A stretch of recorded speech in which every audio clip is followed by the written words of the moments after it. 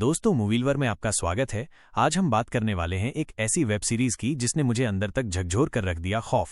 स्मिता सिंह द्वारा निर्देशित ये सीरीज आपको दिल्ली के उन अंधेरों में ले जाती है जहां डर सिर्फ दीवारों में नहीं बल्कि हवा में भी घुला हुआ है।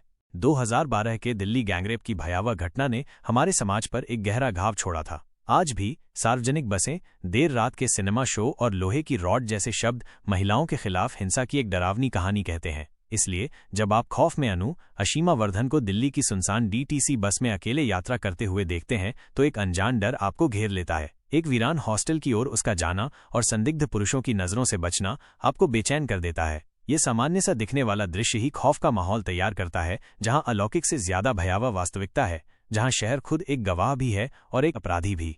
कहानी 6 महीने आगे बढ़ती है और अब कैमरा ग्वालियर से दिल्ली आजादी की तलाश में आई माधुरी मोनिका पंवार का पीछा करता है। छोटे शहरों में महिलाओं पर लगी पाबंदियों से भागकर वो एक महानगर में अपनी पहचान बनाना चाहती है, लेकिन दिल्ली में उसका स्वागत परिचित मिसोजिनी की परतों के साथ नई चुनौतियां करती हैं।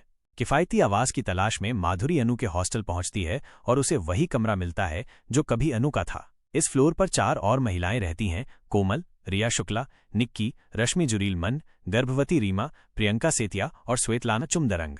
ये सभी हॉस्टल के बाहर कदम रखने से भी डरती हैं और अपनी नई पड़ोसी के प्रति खुले तौर पर शत्रुतापूर्ण है। अनु की मौत की फुसफुसाहट और एक अलौकिक उपस्थिति की अफवाहें माधुरी की गिरती मानसिक स्थिति पर दबाव डालती हैं। अनिद्रा, साइकोट्रॉपिक दवाएं और उसके अतीत का ट्रॉमा उसे नकाबपोश पुरुषों और एक जली हुई लाश के मतिभ्रम दिखाते हैं जो उसे बार बार परेशान करते हैं। ये उसे शहर के सनकी किरदारों के साथ सौदेबाजी करने के लिए मजबूर करता है, जिनमें एक डरावना दिखने वाला हकीम रजत कपूर भी शामिल है, जो उसकी हर गतिविधि में गहरी दिलचस्पी लेता है।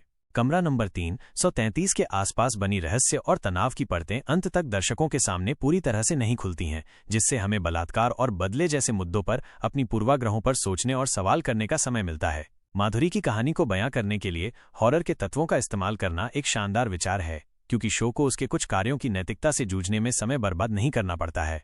मोनिका पंवार ने एक ऐसी भोली भाली लड़की का शानदार चित्रण किया है जो एक तेज तर्रार शहर में अपनी जगह बनाना चाहती है। जब बदला लेने वाली आत्माओं का उस पर कब्जा होता है तो वो डर पैदा करने के लिए अपने अंगों को मोड़ती है और चेहरे को झुकाती है। अपने शरीर को एक नैरेटिव टूल के रूप में इस्तेमाल करने में उत्कृष्ट है। पंकज कुमार के कैमरे उसकी क्रोध की बारीकियों को दिखाते हैं, यहाँ तक कि जब वो शारीरिक रूप से कमजोर होती है तब भी पुरुषवादी नजरों को दूर रखते हैं।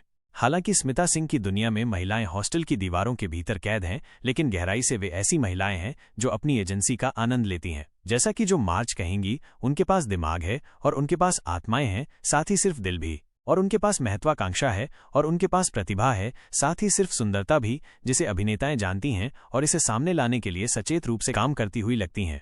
स्त्री, बुलबुल और छोरी जैसी फिल्मों की सफलता के बाद प्रोडक्शन स्टूडियो महिला केंद्रित हॉरर फिल्मों पर खूब पैसा खर्च कर रहे हैं। सिंह की ये नई रचना इस उपशैली के व्याकरण को नाजुक ढंग से रेखांकित करती है, ये सुनिश्चित करते हुए कि महिला का बदला हंसी के लिए नहीं है और नहीं ये सिर्फ दिखावा है। हमें खून, चीखें और मांस देखने को मिलता है। हमारी अंतिम लड़कियां सबसे नैतिक रूप से सही नहीं हैं।